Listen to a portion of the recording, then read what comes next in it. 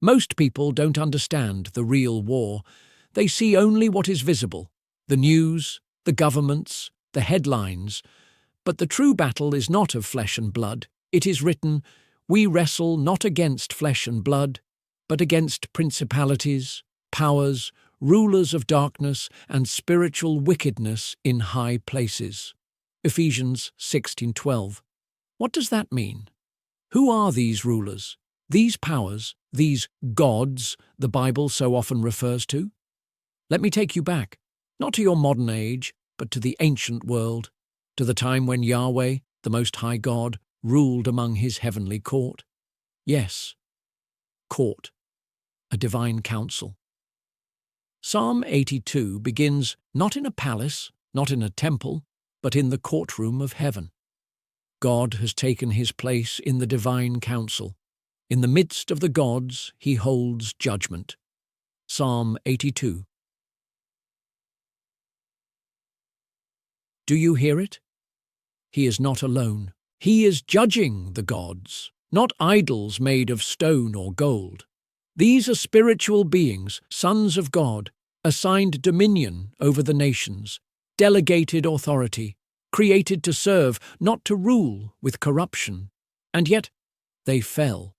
You've likely never been told this. Most preachers avoid it. But this rebellion is not just the story of man. It's the story of heaven gone wrong.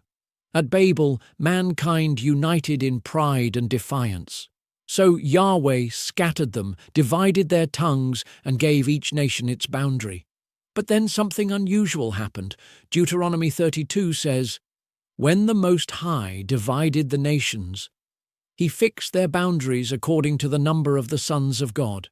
Deuteronomy 32:8, sons of God, heavenly beings, each assigned to a nation, 70 in total.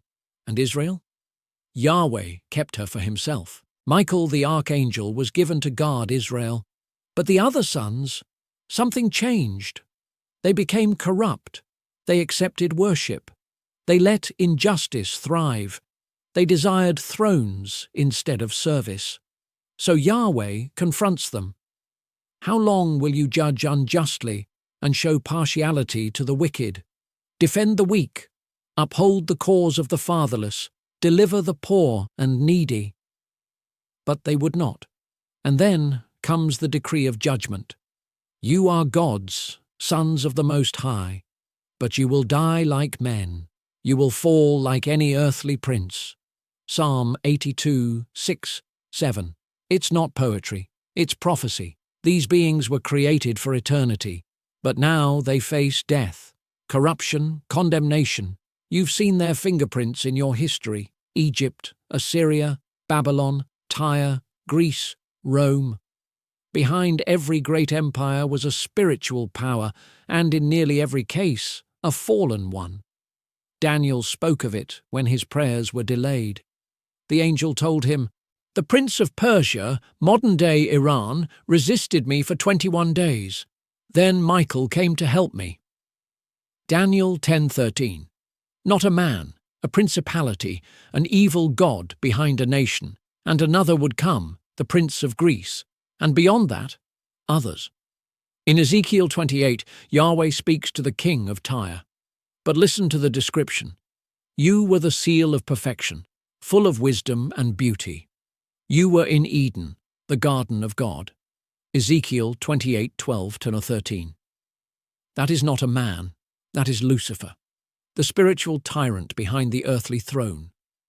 So I ask you, if Yahweh judged the gods once, why would he not do so again? The gods still rule in shadows, but their time is short.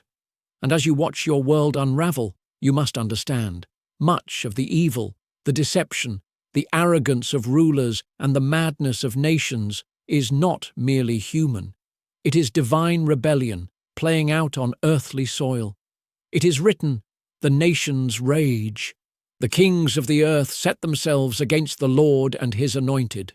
Psalm 2:1-2. This is why evil escalates when men reject God, because when God is pushed out, something else takes his place. You cannot serve two masters. Matthew 6:24. When mankind tells Yahweh, Leave us alone. He may just do it. And the restrainer? The Holy Spirit? The one keeping the chaos at bay?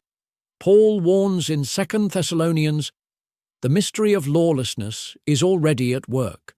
Only he who now restrains will do so until he is taken out of the way. Then the lawless one will be revealed. 2 Thessalonians 2:7-8. Do you understand? The Spirit of God is holding back something far worse than you've yet seen. But the day will come when that restraint is lifted. And when it is, the world will face what it asked for: total spiritual autonomy and total spiritual deception. But Yahweh will not forget his promise. Psalm 82 ends with this call: Arise, O God, and judge the earth, for you shall inherit all nations. The gods failed, the angels rebelled, the nations were corrupted.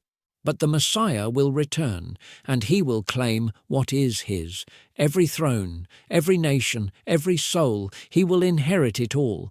So do not fear the gods, do not worship princes, do not be deceived by false lights. Bow to the one who judges the divine, the one who restores the broken, the one who wins the war. His name is Yahweh, his Son is King, and his kingdom is near.